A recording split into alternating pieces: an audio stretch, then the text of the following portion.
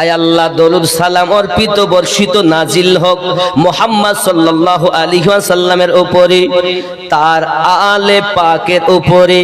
আল অর্থ আলী, ফাতেমা, হাসান, হোসাইন। জোরে বলুন। যত সময় আহলে বায়াতের উপরে আপনি ওয়া আলা আলে মুহাম্মদ আপনি না পড়বেন, আপনার নামাজ সঠিক হবে না।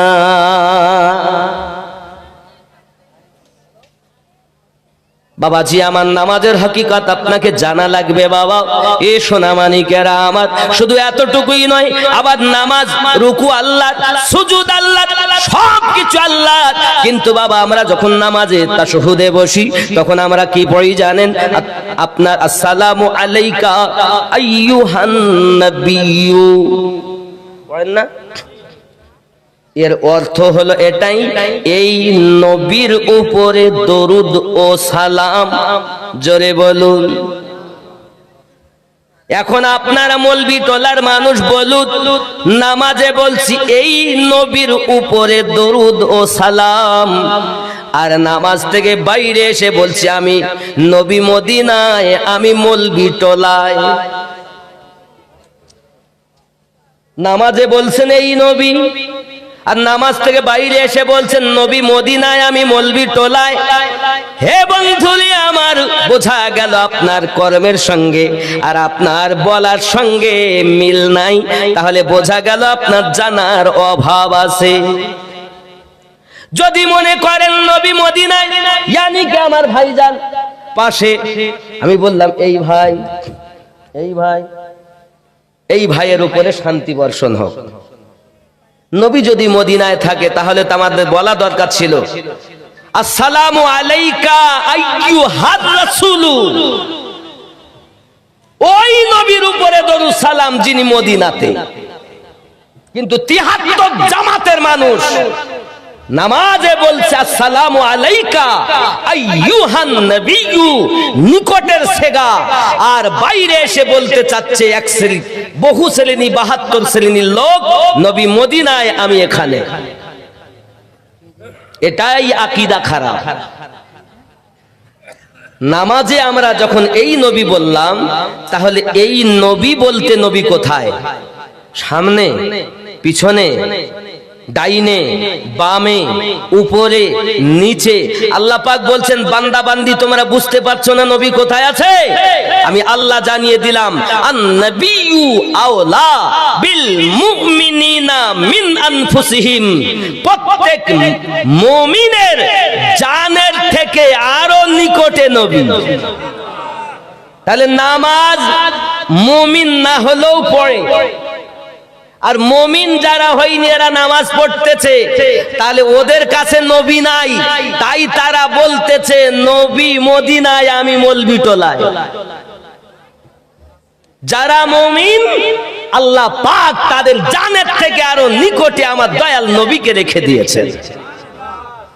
তাহলে আমরা যদি মুমিন হই তাহলে নবীকে নিকটে মানবো। জোরে বলুন। কারণ আমরা নিকটের সেগা নামাজেই ব্যবহার করেছি। আরো জোরে বলুন। আমার কথা কি বুঝতে পারছেন নাকি? নামাজের ভেদ আপনি জানলেন না। আপনি কি মনে করেছেন নামাজ আপনার বাপের দেওয়া, রব্বে কারিমের দেওয়া, রাসূলে পাকের নিয়ে আসা, আমাদের মুমিনের জন্য তোফা। জোরে বলুন। এ নামাজ পড়বে তারা, ইমানদার হবে যারা। আল্লাহ কিন্তু মানুষকে নামাজ পড়তে বলেননি।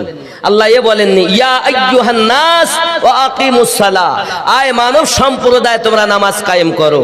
আল্লাহ এও বলেননি ইয়া আইয়ুহাল মুসলিমুন ওয়া আকিমুস সালাহ, আয় মুসলিম সম্প্রদায় তোমরা নামাজ কায়েম করো। আল্লাহ বলেছেন ইয়া আইয়ুহাল্লাযীনা আমানু ওয়া আকিমুস সালাহ, আয় ঈমানদার সম্প্রদায় তোমরা নামাজ কায়েম করো। নামাজ পড়বে তারা, ঈমানদার হবে। ধরে বলুন। তাহলে ঈমানদার আমরা, নামাজ ছাড়বো? আমরা নামাজ ছাড়বো না। আপনি মনে করছেন নামাজ সবাই পড়ে, কিন্তু সবাই ঈমানদার না। যদি বলেন হুজুর এই কথা আপনি বলছেন কোরআন থেকে দলিল, হ্যাঁ আমি বানানো কথা বলি না তো। শুনে রাখেন, কোরআন শরীফের 49 নম্বর সূরা, সূরাটির নাম সূরা হুজুরাত, আয়াত নাম্বার 14 আল্লাহ পাক বলছেন কি বললেন? বিসমিল্লাহির রহমানির রহিম কুল ক্বালাতিল আ'রাবু আমান্না। আরবের কিছু মানুষ এসে বলল আমরা ঈমান নিয়ে এসেছি। মানে মক্কা যখন জয় হয়ে গেল, মক্কা যখন ফাতা হয়ে গেল, তখন এবার ঠেলার নাম বাবাজি। যারা নবীকে মানে না তারাও ভয়ে নবীর কাছে কলেমা পড়েছে। খুব ভালো করে বুঝে নেন কোরআন শরীফ। ও বাবা, আমার রাসূল আল্লাহ পাক যে কত পাওয়ার দিয়েছেন নবীকে কোরআন থেকে আপনাদের শোনাচ্ছি। একজন ব্যক্তি রাসূলের মোহাব্বতে, আল্লাহ পাকের ইবাদতের আশাতে আল্লাহর ঘর মসজিদের জন্য 20,000 টাকা দিতে পারে একজন আছে এই মেহফিলে? মায়ের জন্য, বাপের জন্য, দাদার জন্য, দাদির জন্য দিবে একটি ছেলে? এই আয়াতটার আমি পুরো করব, আপনাদের সম্মুখে তুলে ধরবো। আরবের কিছু মানুষ এসে বলল আমরা ঈমান নিয়ে এসেছি। আমার আল্লাহ পাকের অর্ডার হলো, আয়ে নবী আপনি বলুন কুল্লাম তুমিনু ওয়ালাকিন। একজন ভাই, কই নাম ভাইজান? মোশাররফ হোসেন, মসজিদের জন্য 500 টাকাও আল্লাহ পাকের যেন না হয় ফাঁকা। স্বপ্নের মাঝে আমার নবী পাকের সঙ্গে যেন হয়ে যায় দেখা। লা ইলাহা লা ইলাহা লা ইলাহা ইল্লাল্লাহু মুহাম্মাদুর সাল্লাল্লাহু আলাইহি ওয়াসাল্লাম। জোরে বলুন সুবহানাল্লাহ। হে বাবাজি, আমার সোনা মানিকেরা, পৃথিবীর সারা জমিনে এজন্য বলা হয়েছে গাউসে পাক ছিলেন হাসান হোসাইনি আওলাদ। উনি আপনার কিনা দরবারে, আপনার কিনা 30 বছর ধরে একজন বাবরচি আপনার রান্না করে কিনা। মিরাজুল ইসলাম 500, কাবিল শেখ 200 টাকা। আল্লাহ কবুল করেন, জোরে বলুন আমিন। আরো জোরে বলুন আল্লাহুম্মা আমিন। হয় না বাবা, একটা 20,000 টাকা দেনেওয়ালা, টাকা পয়সা কবরে যাবে না? যাবে? আচ্ছা 20,000 যদি না হয় তো অন্তত গৌস পাকের নামে 11,000। গৌস পাকের 11ই 30 বছর গোলামি করে কিছুই নাই। সকালবেলা, হে বাবা, রাতের বেলাতে এসেছে চোর চুরি করতে। সকালবেলা আল্লাহর ওলি মনের রাগে চলে গেল গাছতলাতে। গাছতলায় গিয়ে আপনার তন্দ্রা চলে এসেছে। হঠাৎ করে উনি আপনার কিনা ঘুমের মাধ্যমে স্বপ্ন দেখতেছেন। আর 70 জন আল্লাহর ওলি বান্দারা তারা ওনাকে ঘেরোয়া করে বসে গেছে। জোরে বলুন। এমন সমাতে বন্ধু আমার ওই খাবার জান্নাত থেকে আল্লাহ পাক পাঠালেন। এখন 70 জোটা নয়, 71টা খানজাত থালায় খাবার এসেছে। তারা বলে 71টা কেন? তাদের মধ্য থেকে একজন বলছে জানো না, আমি হলাম তোমাদের মধ্য থেকে আমি সর্দার, আর আমাদের সকলের সর্দার হলো এই গাছ হেলান দিয়ে যিনি ঘুমায়। আল্লাহর ওলি গৌসে পাক 30 বছর আগে থেকে আমাদের 70 জনের কুতুব বানিয়ে রেখেছে। উনি গাছতলায় কাঁদতেছেন, তাই বলছে পাগলা কাঁদিস না রে গাছতলায়, বড় পীরের নাম নিলে আল্লাহ পাওয়া যায়। ওই পাগলা গাছতলায় বসে কাঁদতেছেন, সেই পাগলা সম্পর্ক এই গজল। পাগলা কাঁদিস না রে গাছতলায়, আল্লাহর ওলির নাম নিলে আল্লাহ পাওয়া যায়। খেপা কাঁদিস না রে গাছতলায়, আল্লাহ পাক গৌস পাকের নাম নিলে আল্লাহ পাওয়া যায়। বড় পীরের এমনি শান, চোরকে কুতুব বানান। বড় পীরের এমনি শান, চোরকে কুতুব বানান। মুর্দা জিন্দা করেন তিনি হাতের ইশারায়। বড় পীরের নাম নিলে আল্লাহ পাওয়া যায়। খেপা কাঁদিস না রে গাছতলায়, বড় পীরের নাম নিলে আল্লাহ পাওয়া যায়। নাকি গো? আমার বড় পীরের করব কি বর্ণনা, অনেক আছে ঘটনা। জোরে বলুন।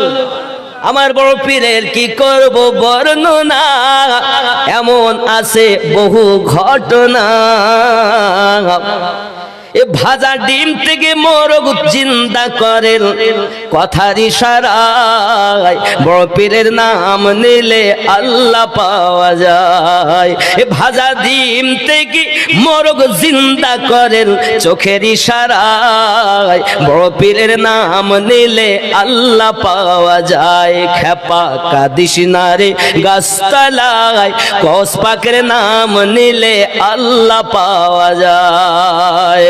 আল্লাহুম্মা সাল্লি আলা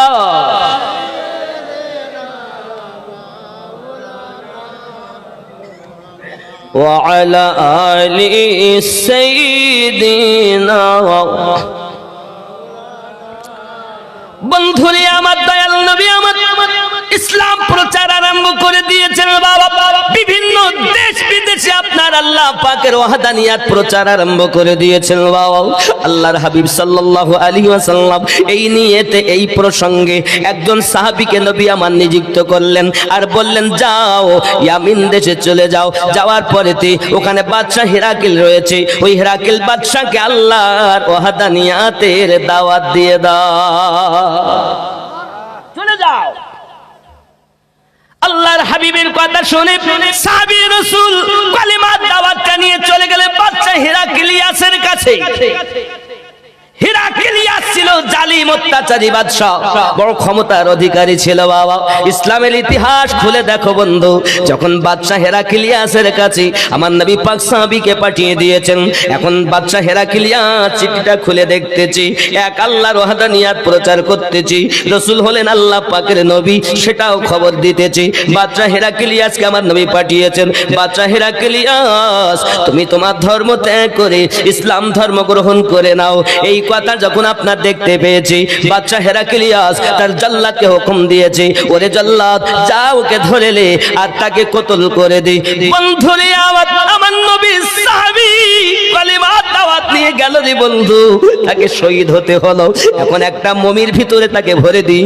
এখন করেছে কি জানেন, বাদশা হিরাক্লিয়াস মদিনায় তাকে পাঠিয়ে দিয়েছি। আয় আমার সোনা মানিকের পাশাপাশি একটা চিঠিও দিয়েছে আমার নবী পাক সাল্লাল্লাহু আলাইহি ওয়াসাল্লাম। ওই চিঠিটা যখন পেয়েছেন, চিঠিটা পাওয়ার পরে আপনার কিনা চোখ ভরে টপটপ করে পানি পড়ছে। যুবকরে আমার নবী আমার সব জ্বালা সহ্য করতে পারেন, কিন্তু উম্মতের ব্যথা আমার নবী সইতে পারেন না। আমার রাসূলের উম্মতের ব্যথা সইতে পারেন না বাবা। মা থাকে সন্তানের পাগল, আর আমার নবী হলেন উম্মতের পাগল। হাই উম্মতেরা, আমার নবীকে ভুলে যেও না, যেও না, যেও না। যাকে ভালোবাসলে আল্লাহর ভালোবাসা পাওয়া যায়, যাকে ভালোবাসলে আল্লাহর রহমত আমাদের প্রতি নাজিল হয়। যদি বলুন সুবহানাল্লাহ। আব্বা আমার রাগ করো না বাবা, ঘটনাটা ভালো করে শোনো। এমনি করে আমার নবী পাক সাল্লাল্লাহু আলাইহি সাল্লামকে হিরাক্লিয়াস বাদশা খবর পাঠিয়েছে, আয় আব্দুল্লাহ ইবনে মুহাম্মদ, এই মুহাম্মদ ইবনে আব্দুল্লাহ শুনে রেখে দাও, আমি বাদশা হিরাক্লিয়াস বলতে চাই, তুমি পারো যদি আমার সঙ্গে যুদ্ধ করতে হবে, আমি তোমার রবকে মেনে নিতে পারবো না। যদি পারো তাহলে আমার সঙ্গে যুদ্ধ করো। যুদ্ধের তারিখ হলো অমুক দিন। এখন তুমি যুদ্ধের জন্য তৈরি হয়ে যাও। সোনা মানিকেরা আমার, হাদিস শরীফ খুললে দেখা যায় আমার নবী পাক সাল্লাল্লাহু আলাইহি সাল্লাম কাঁদেন সাহাবী রাসূলদের মাঝে আর বলেন, আমি এক আল্লাহর ওয়াহদানিয়াত প্রচার করি, বাদশা হিরাক্লিয়াস আমার সাহাবী কি এমন ভাবে কতল করেছি, আমি রাসূলুল্লাহ সহ্য করতে পারি না গো। আমার দয়াল নবী পারবে যুদ্ধ করতে বাদশা হিরাক্লিয়াসের সঙ্গে। বাদশা হিরাক্লিয়াস বলেছে, আমার সেনা হলো 3 লাখ, 1 লাখ রেখে দিয়েছে 2 লাখ সেনা নিয়ে বাদশা হিরাক্লিয়াস যুদ্ধের জন্য আপনার ডাক দিয়েছে, যে যুদ্ধটার নাম হলো মোতার যুদ্ধ। ইসলাম ইতিহাস খুলে দেখো, আজ আমাদের ঘরের ছেলেদেরকে আমরা ইসলামের ইতিহাস শিক্ষা দেই না, পৃথিবীর বিভিন্ন রকমের ইতিহাস আমাদের বাচ্চাদের শিক্ষা দেই, কিন্তু ইসলামের ইতিহাস আমাদের বাচ্চাদের শিক্ষা দেয়নি। আমার বাবারা, ইসলাম আমাদের ঘর পর্যন্ত অত সহজে আসেনি, অনেক ত্যাগের পর ইসলাম আমাদের ঘর পর্যন্ত এসেছে। আর ইসলামটা দুনিয়ায় আমাদের এই মলবি টোলাতে নবী পাকের সাহাবী আনেননি। আল্লাহ পাক যাদের সলিহিন ঘোষণা দিয়েছেন, আল্লাহর ওলি বান্দারা পৌঁছে দিয়েছে। নবীও এনে দেননি, সাহাবাই কেরামও এনে দেননি, খুলাফায়ে রাশিদিনও এনে দেননি, তাবিঈনও আনেননি, তাবিঈনও আনেননি, ইমামিনও আনেননি। আউলিয়ায়ে কেরাম আমাদের দরজা পর্যন্ত এনে দিয়েছেন। জোরে বলুন সুবহানাল্লাহ। 11,000 টাকা হয় না বাপ? নিয়ত করুন মনে মনে। আর ঘটনাটা শুনতে তেমন রাগ করছেন? আল্লাহর নবী ছাড়া খোদা পাবি না রে দিওয়ানা, আল্লাহর নবী ছাড়া খোদা পাবি না। জোরে বল। রাগ করছে? বলবো গজলটা নাকি? গজলটা বলবো? ও যুবক, ইসলামের ইতিহাস শোনো, আমি শোনাই তোমাদের। আল্লাহ বলেন কোরআন পাকে, যদি পেতে চাও আমাকে, গিয়ে ধরো নবীর দামান খানা রে দিওয়ানা, আল্লাহর নবী ছাড়া খোদা পাবি না। আরো জোরে বলুন ইয়া রাসূলুল্লাহ। বন্ধুরে আমার, এমন সময় আমার নবী পাক সাল্লাল্লাহু আলাইহি সাল্লাম বলেন, আমার সাহাবী রাসূলদের ডাকে 3000 সাহাবী নবী পাকের সম্মুখে হাজির হয়েছেন। তারা সকলেই আমার নবী পাক বলছেন, দেখো এই 2 লক্ষ সিপাহীর সঙ্গে 3000 কখনো যুদ্ধ করা সম্ভব নয়। এক কাজ করো, আপনারা আপন আপন বাড়ি যেতে পারে, আমি মুস্তাফা তোমাদেরকে বাধা দেব না, নইলে এই 2 লক্ষর সঙ্গে 3000 এর যুদ্ধ করা কেমন করে সম্ভব হয়ে উঠবে। সাহাবী রাসূলেরা বলেন, হুজুর চিন্তার কারণ নাই, আমরা কখনো কত সেনা আছে দেখিনি, আমরা জীবন দিতে রাজি, তবে ঘরে যেতে রাজি না। 3000 সাহাবী মুতাযুদ্ধ, হাদিস খোলো, সিয়াসিত্তা খোলো, দেখো। আর আমরা জীবন দিতে পারি না, শুধু নবীর আশিক, এমনকি নামাজও নাই, রোজাও নাই, হজও নাই, যাকাতও নাই, মা বাপের খেদমতও নাই, ইসলামের উপরে কোনো আমলই নাই। রাস্তা দাঁড়িয়ে এখনো পেশাবার বলবো না, রাস্তা দাঁড়িয়ে মুতি, রাস্তা দাঁড়িয়ে মুতি ও বড় আশিক। 5000 11 হবে না? 11,000 চেয়েছি বাবা আমার, অন্তত না হয়, যদি তা না হয় 11 না তো 5000 তো হবে 5 পাঞ্জাতনের নামে। আপনি কত দিবেন? 2000 দিলে আপনার দ্বারা 5 শুরু করি। 2 দিলে আব্বা কি করে হবে সোনা, আমি মুসাফির মানুষ। 5 দিবেন নাকি? ও সর্বনাশ, কি করে হবে বলেন?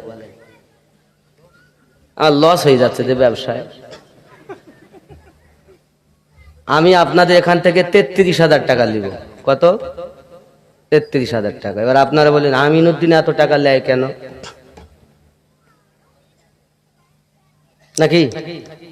আমি ওই 33,000 টাকার মধ্যে নিব 2,000 টাকা। কত নিব?